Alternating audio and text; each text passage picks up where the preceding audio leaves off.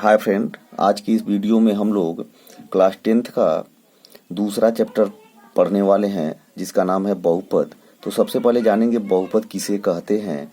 तो आप जानते हैं, कहेंगे कि बीजीय व्यंजकों को बहुपद कहते हैं।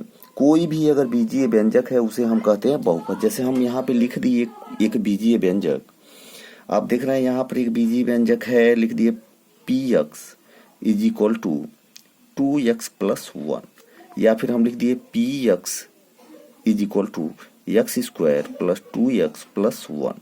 कुछ भी लिख देंगे, इसे हम क्या कहते हैं, बहुपद। तो इस प्रश्नावली में हम बहुपद का पहला प्रश्नावली 2a पढ़ने वाले हैं। इस वीडियो को लाइक सब्सक्राइब कीजिएगा और आप चाहेंगे तो नोट्स भी बना सकते हैं स्क्रीनशॉट लेकर या फिर हमारे साथ चलकर। तो चलिए, यहाँ पर पहले प्रश्नावली में आपसे कहा गया है कि ये जो भी आप ग्राफ देख रहे हैं, ये जो भी ग्राफ आपके सामने दिख रहा है, इसमें आपसे पूछा गया है शून्य किसे कहते हैं। तो सबसे पहले जान लेंगे, कोई भी बहुपद है, इसमें यक्स के जगह पर कोई मान रखने पर यदि इस बहुपद का मान शून्य प्राप्त होता है तो हम उस मान को ही कहते हैं इस बहुपद का शून्य। तो यहाँ पर आपसे पूछा गया है, जो बहुपद कर्व देख रहे हैं, अगर यह पूछा गया कि इसके कितने शून्यक होंगे। यहाँ पे आप कितने सवाल देख रहे हैं, प्रश्नावली 2a का पहला, दूसरा, तीसरा और चौथा, 4 सवाल दिख रहे हैं। तो यहाँ पर देख रहे हैं कि ये जो कर्व आपको दिख रहा है, पूछा गया है कि इसके कितने शून्यक होंगे। तो आपको अगर ये जो कर्व है यक्स अक्ष को जितने स्थान पर काटता है उसके उतने शून्यक होते हैं। तो आप देख रहे हैं ये कर्व जो है वो यक्स अक्ष को कहीं नहीं छूता है, तो हम कहेंगे इसके ये कभी शून्यक नहीं है। इसको देख रहे हैं कि 2 जगह पे यक्स अक्ष को छूता है, तो हम इस कर्व को कहेंगे, ये दूसरा क्वेश्चन है, इसको हम कहेंगे कि इसके कितने शून्य होंगे, 2 शून्य होंगे। यहाँ पर देख रहे हैं कर्व को यक्स अक्ष को 2 जगह पे छूता है, इसलिए इसके भी कितने शून्य होंगे, 2 शून्य होंगे। यहाँ देख रहे हैं 3 जगहों पर यक्स अक्ष को छूता है, तो हम कहेंगे इसके 3 शून्यक होंगे। चलिए, इस तरह से पहले प्रश्नावली का पूरा क्वेश्चन आप जान चुके हैं। चलिए हम सेकंड प्रश्नावली 2b देखते हैं। प्रश्नावली हम देखेंगे 2b।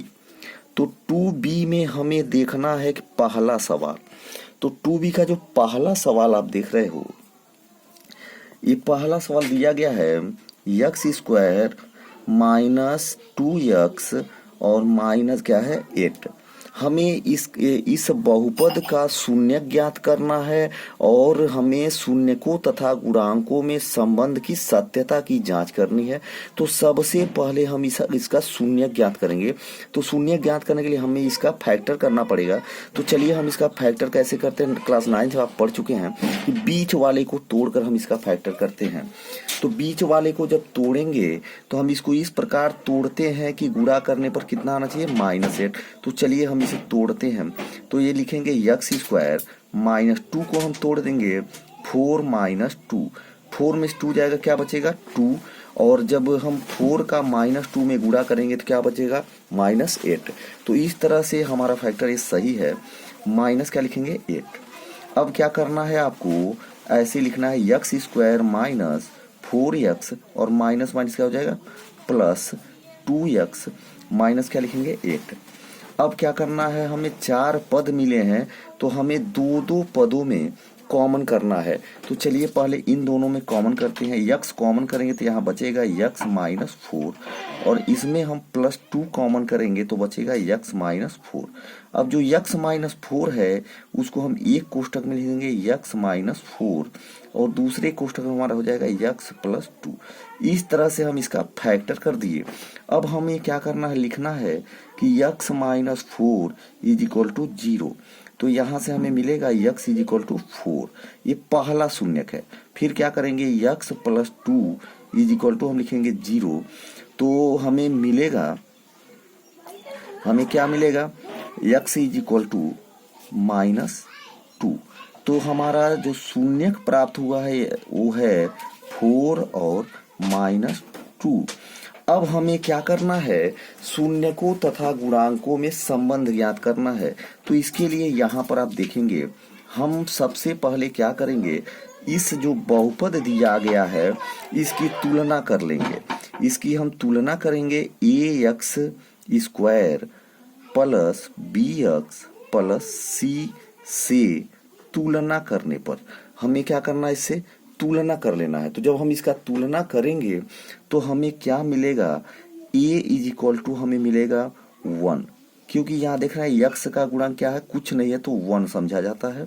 फिर हमें b इज इक्वल टू क्या मिल रहा है, -2, और c इज इक्वल टू क्या मिल रहा है, -8। ये हमारा गुणांक है। अब हम जानते हैं कि शून्य को तथा सॉरी सर, लिखेंगे शून्यकों का योगफल। तो हम यदि शून्यक अल्फा और बीटा मानते हैं तो हम लिखेंगे alpha plus beta is equal to होता है -b/a। फिर हमको लिखना है शून्यकों का गुणनफल,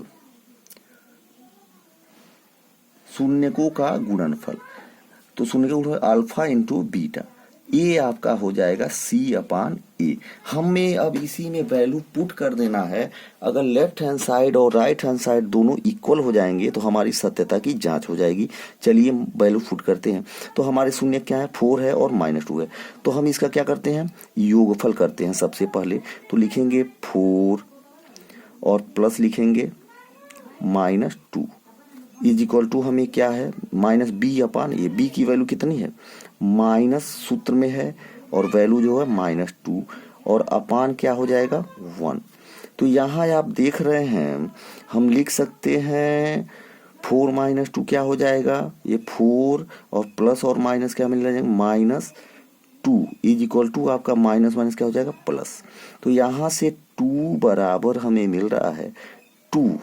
फिर हम क्या करेंगे, ये आप देख रहे हैं कि जो पहला संबंध है वो सत्य है। लेफ्ट हैंड साइड क्या है, राइट हैंड साइड के बराबर है। सेकेंड संबंध हमारा है गुणनफल। तो गुणनफल हम शून्यकों का गुणनफल करेंगे तो ये हमारा हो जाएगा 4 × -2 बराबर क्या होगा, c/a। c की वैल्यू कितनी है, -8, और अपान क्या है, a की वैल्यू कितनी है, 1। तो यहाँ से आप देख रहे हैं 4 का -2 में गुणा होगा तो हो जाएगा -8 इज इक्वल टू कितना हो जाएगा, -8। तो यहाँ देख रहे हैं कि जो हमारा लेफ्ट हैंड साइड है यानी LHS इज इक्वल टू है RHS की। तो इस तरह से हम शून्यकों और गुणांकों में जो संबंध है उसकी सत्यता की जांच कर दिए हैं। चलिए अब हम सेकेंड क्वेश्चन देखते हैं। हमारे सामने है 4s² - 4x + 1।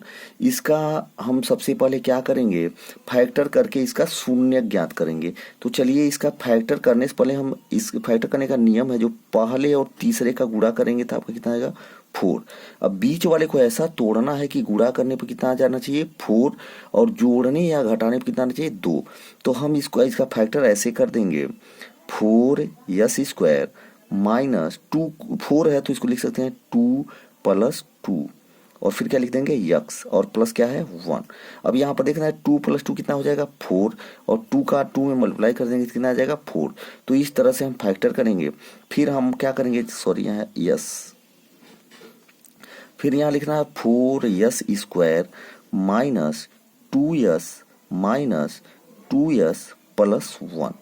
अब क्या करना है, हमें 4 पद मिल गए, 2 पदों में कॉमन करना है। इन दोनों में क्या कॉमन कर लेंगे हम, 2s, तो यहाँ बचेगा 2s - 1। फिर हम यहाँ से क्या कॉमन कर सकते हैं, कुछ कॉमन नहीं है तो यहाँ से हमें कॉमन कर सकते हैं कि -1। तो यहाँ हमें मिलेगा 2s - 1। तो इस तरह से 2s - 1 को हम क्या कर सकते हैं, एक कोष्ठक में लिख लेंगे 2s - 1, और दूसरे कोष्ठक में लिखेंगे 2s - 1। फिर हमें क्या करना है, बारी बारी से इसे 0 दिखाना है। 2s - 1 इज इक्वल टू 0, तो s इज इक्वल टू हमें मिलेगा 1/2। इसको भी अगर 0 दिखाएंगे तो ये भी मिलेगा 1/2। तो इस तरह से हमें 2 शून्य प्राप्त हो गए हैं, 1/2 ये और 1/2। ये मान लेंगे अल्फा है और इसे क्या मान लेंगे, बीटा। तो इस तरह से हम जिस तरह इसको हम क्या किए हैं, शून्य को और का योगफल एक बार निकाले हैं, शून्य को का गुणनफल एक बार निकाले हैं, तो इसी में आपको रख देना है। तो आप देखेंगे लेफ्ट हैंड साइड जो है राइट हैंड साइड के बराबर होगा। तो इस तरह से शून्य को और गुणांकों में संबंध की सत्यता की जांच हो जाएगी। चलिए नेक्स्ट वीडियो में फिर आपसे मिलते हैं।